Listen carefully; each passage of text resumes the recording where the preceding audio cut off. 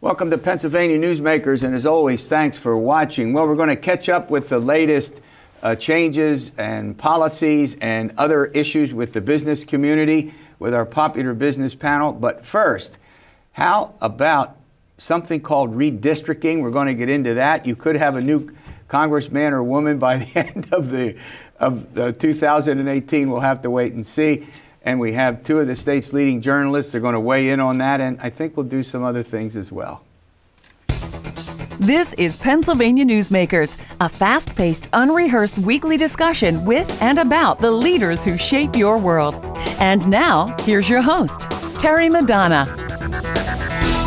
Well, here we are, another weekend, and it's Pennsylvania Newsmakers time. Sitting across from me is John Micek. He's the Editorial Page Editor of the Harrisburg Patriot News PennLive, and Emily Previti. She's a Keystone Crossroads reporter for WITF, and as I like to say, covers events for Pennsylvania Public Radio. Does that work? Sure.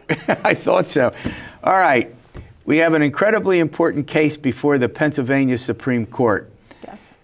They have been asked to decide whether the congressional boundary lines for the 18 Pennsylvania congressional districts drawn way back in 2011 were gerrymandered to the point where they have violated, at this point, the state constitution. We also have some cases before the U.S. Supreme Court. It's going to see if they violated the federal constitution.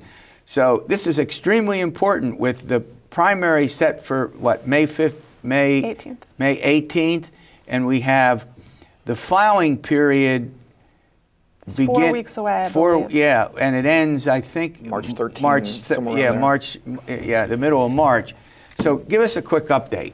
So the state case was before the state Supreme Court yesterday, 3 hours of proceedings approximately, and it was essentially a really condensed recap of a lot of what we heard when the case was at trial, when there were hearings last month. But we did get a little window into some of the justices thinking, if you can, and you're often cautioned against drawing many conclusions based on their line of questioning.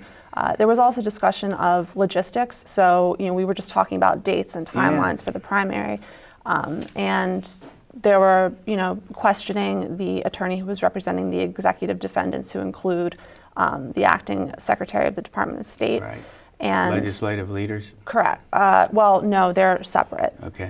So the legislative leaders, Republicans, the executive defendants are Democrats and named really only in their official capacity, and they have been actually supporting the plaintiff's position throughout the case. It's a little confusing, but the point that I was going for is that they kind of talked about timelines, and the understanding is they've got to have this map in place by February 20th, 23rd, in order for the congressional primary to happen on time. It was suggested. But they always have the option of pushing the primary correct, and they did back discuss from the middle of May to the middle of June and changing the filing period a little later. John, the issue, as I understand it at heart, is this: whether this is called political gerrymandering, where one party gets an advantage over the other. They draw the districts.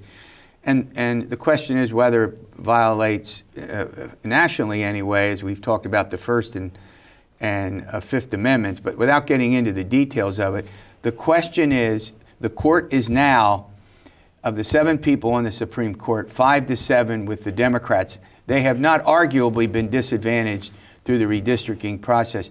Couldn't the Supreme Court rule that the Pennsylvania legislature has to go back and redraw the boundary lines? Is that out of the question? No, that is certainly one of the choices before them, and it's not out of the realm of possibility. Though there's a Democratic majority on the court, theoretically politics is supposed to absent itself from these proceedings, and they're supposed to make their decisions based solely on precedent and the law. But the baseline claim here, Terry, that's correct. That Pennsylvania's 18 congressional districts are unfairly gerrymandered to advantage Republican candidates. This is a process that was controlled by the General Assembly, the Republican-controlled General Assembly, 10 years ago. They vote on the maps, and then they send to the governor to have signed. There was a Republican governor. Right, and if you look at some of these districts, and we know the famous shape of the 7th congressional district. I know, We know that they're weird. The 12th out there near Pittsburgh is bizarrely shaped as well. So there's certainly an argument to be made there. But the real fundamental question, as I understand it, is that the Supreme Court has taken the position that political gerrymandering isn't justiciable, largely because they can't figure out a standard. What happens? Should it favor one party by? It's hard to get them completely equal. Is 1 or 2%, or 5 or 6%, or 7 or 8? In other words, is the court ultimately going to have to find a standard on which to base, if they would rule for the plaintiffs and against the gerrymandering as it took place? That's not easy. And if they throw it back to the legislature, what happens if the legislature says, guess what? We ain't doing it. They have some other options, don't they? Yeah, I mean, I guess we'll see what they put in their ruling, and we'll be watching that pretty closely. But the other thing is what will happen at the U.S. Supreme Court is going to have some kind of an effect, and we don't know when that ruling is going to come either. And that could affect what goes on in the states. I mean, now they're dealing with the Wisconsin case, that state legislative boundary lines.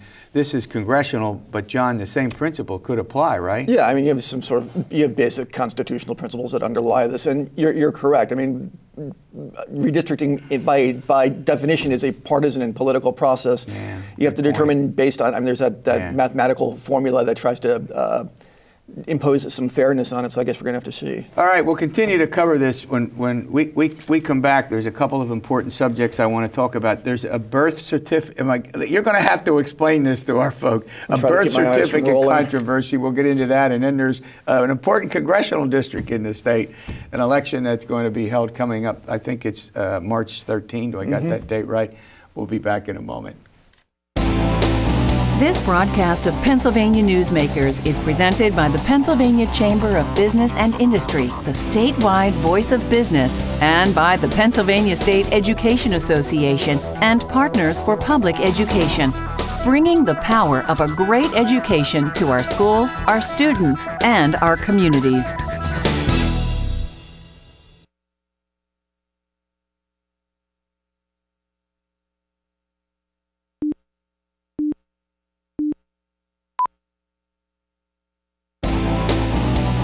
This broadcast of Pennsylvania Newsmakers is brought to you by the Pennsylvania Highway Information Association, the go-to source to learn about transportation projects and issues.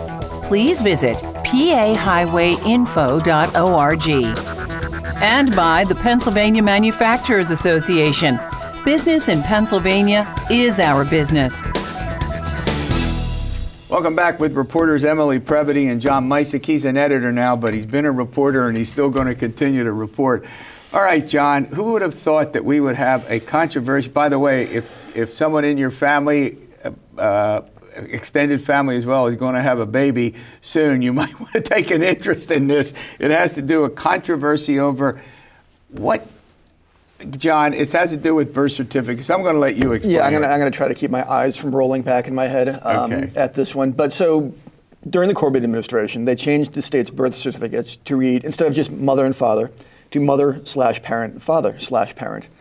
Last August, the Wolf administration went one step further, removed mother and father, and just left parent. That move being an acknowledgement of the fact that there are all sorts of different families. Sometimes there are two men raising a child. Sometimes there are two women. To recognize changes in and it could have to do with the gay marriage. Right. It's a direct response to the legalization of gay marriage in 2015. Darrell Metcalf, everyone's favorite social conservative, cleverly found a solution in search of a problem. And he and 24 of his House colleagues fired off a letter to Governor Wolf this week claiming that the governor broke the law by not seeking legislative authorization for this change in the document. The administration has countered that it's within their rights administratively to do this. The Department of Health was inbounds, and what this is merely is Representative Metcalf off on another one of his bigoted crusades against Pennsylvania's same-sex couples. And he is. Yeah. What about? Parent. Does this seem like a terribly big deal to you? No, and I would say that it seems like procedurally the governor, the administration would have been within their rights to just make the change. I mean, can you imagine sending every change father, to every mother, form through the legislature that comes through any so administrative department? basically they're going to put parent in and Well, so the thing of it is, so Metcalf argues that it has to be mother and father because biologically, and I commend him for his command of 7th grade biology here, that you can't have a child without the combination of a sperm and an egg. Yeah. Right, but by the same token though, when a child is adopted, it is not the biological parents whose names show up on the birth certificate. Right. It is the name of the adoptive parents. I can testify to this personally because it's my own experience. Yeah. In addition, we had an instance of a same-sex couple down in Philadelphia, 2 women who had a baby. You can't say mother. But the one woman wanted to cross out father and add mother, and the hospital wouldn't let her. But clearly, this woman is not the father; she's also the mother. So it's a recognition of the changing definition of family. Yeah, and it seems like that's just realistic given the time, without getting into the whole game. We have Representative Metcalf standing athwart history, screaming his head off here. All right. Well, we have an extremely important congressional race out in the western part of the state in the 18th district. The Congressman Tim Murphy, I won't get into the details about it, about why he resigned. He had an affair, and the allegation is that he suggested to the woman he had an affair with that she have an abortion. He's pro-life. So all of a sudden now we have the most watched special congressional election in the country. I don't think I'm exaggerating here. The National Press Corps is all over it. You have one of the more conservative members of the legislature running he's the Republican candidate, Rick Saccone, and you have a newbie, in a sense, to politics, Connor Lamb, who was a district attorney. Actually, let me rephrase that. He was an assistant U.S. attorney in the Western District and an Army veteran, as is Saccone, I guess Marine, as is Saccone, who's got this tremendous military background. What's going on out there? I haven't been covering that, but it actually, the race itself, although I am aware of the story, obviously, but it did come up yesterday in court at the redistricting thing. There was an agreement, quick discussion that this is far enough along that even if the justices rule tomorrow that there has to be a map in place by Friday, it will not impact that race. Yeah, that I think is important. Now, it's obvious as you look at this race, John, that Saccone's, and I'm using this descriptively, not making a judgment, conservative Republican. Connor Lamb, that's a 20-point victory for Trump back in 2016. It has a lot of working class voters. I noticed that Connor Lamb is presenting himself as a moderate Democrat, correct? Yeah, I mean, you're right. I mean, this is again, Terry, this is a district that Republicans have held since 2003. Right. It went 20 points for Donald Trump in 2016. The district is overwhelmingly white. It is older. It's majority blue collar. About only a third have college degrees. So this is by definition Trump country. And as we sit here taping on a Thursday morning, the president is scheduled to fly into Western Pennsylvania and campaign on Rick Saccone's behalf. This is a double-edged sword, though, for Donald Trump.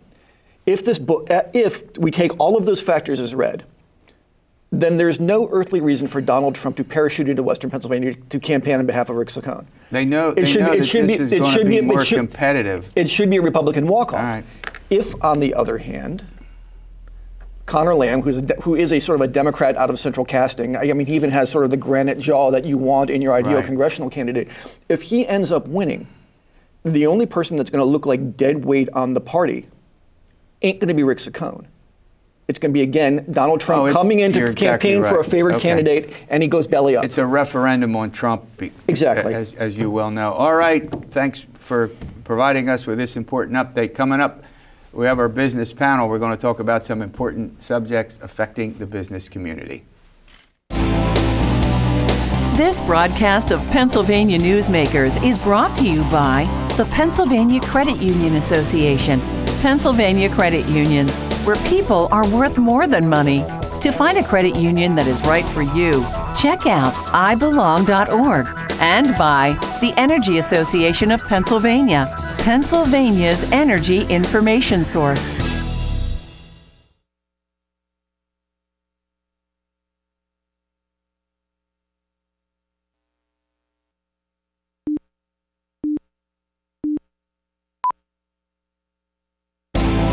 This broadcast of Pennsylvania Newsmakers is presented by the Hospital and Health System Association of Pennsylvania, working towards a healthy Pennsylvania. All right, it's time for our business panel. Joining me from the Pennsylvania Chamber of Business and Industry, he heads that organization, is Gene Barr, and we have the Vice President from the Pennsylvania Manufacturers Association, Carl Marrara, on the program. All right, Gene, I got to start with you. The opioid problem is extraordinarily serious. Republicans and Democrats actually agree that something has to be done. The governor did this emergency proclamation, which had some controversies to it. What's the latest development? Well, with look, that? it's a public health crisis. The governor has rightfully declared and put resources to that. It is a personal tragedy for this Commonwealth and this country. From our perspective, in addition, that's a workforce issue. I talked to numerous employers who talk about the fact they can't find people to pass the drug test. Just talked to another employer yesterday. We're hoping to build all kinds of resources into this and actually look at preventive programs. We have something we're pushing on the workers' comp side that, in our view, will help to prevent the addiction of injured workers. And we're hoping to get that through the legislature, hoping the governor will put his support behind that. Other states have found that it drastically reduces the rates of injured workers addicted to opioids. We need to put everything we have into this that's reasonable and responsible. I want to tell you, you can't find a family that's not affected by this in this state.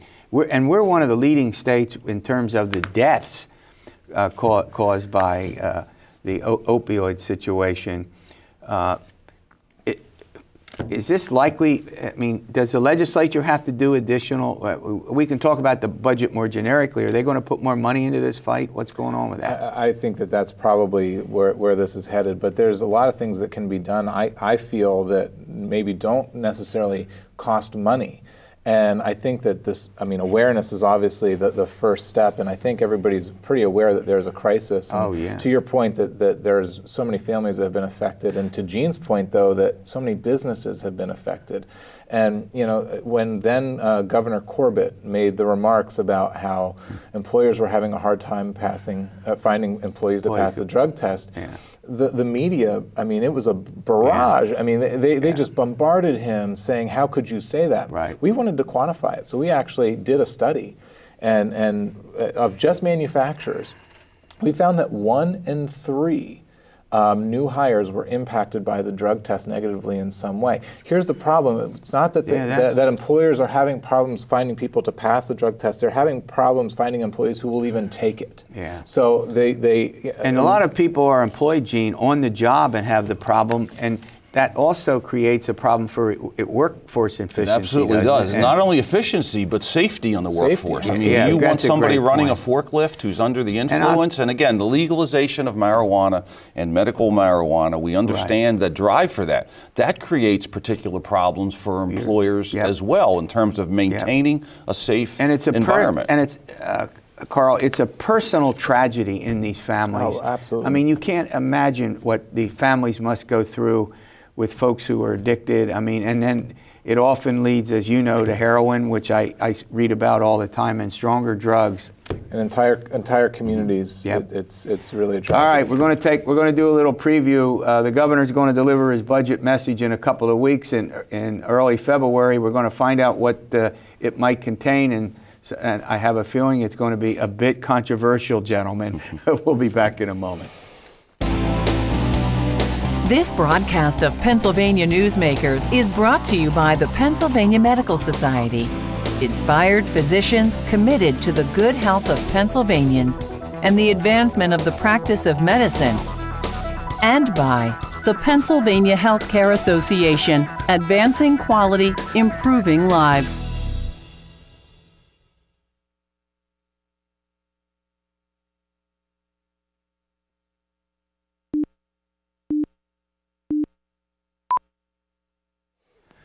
Business panel with Gene Barr and Carl Marrara, and we're talking about a number of important subjects. The budget, here we go again, likely to be a modest budget as the governor proposed last year. But I think there's one tax that we're going to end up spending a lot of time on. It's that additional tax on energy, because we already have taxes on energy, and those energy companies pay the whole host of other taxes that all Pennsylvania companies pay.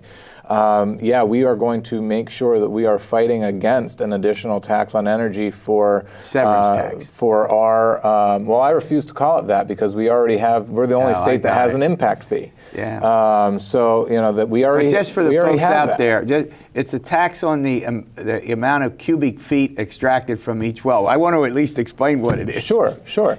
But we already have the impact fee that is working well in Pennsylvania and is contributing to those communities most affected by the drilling. And we have affordable and abundant energy here in Pennsylvania. It's one of the only things that we have to attract business investment here, and we want to make sure that it stays that way. Any other aspect that you're going to pay attention to? Well, what people are going to look at, there's going to be a real drive to get a budget done on time, maybe early. It's an election year. I wonder why. Everybody wants out of here.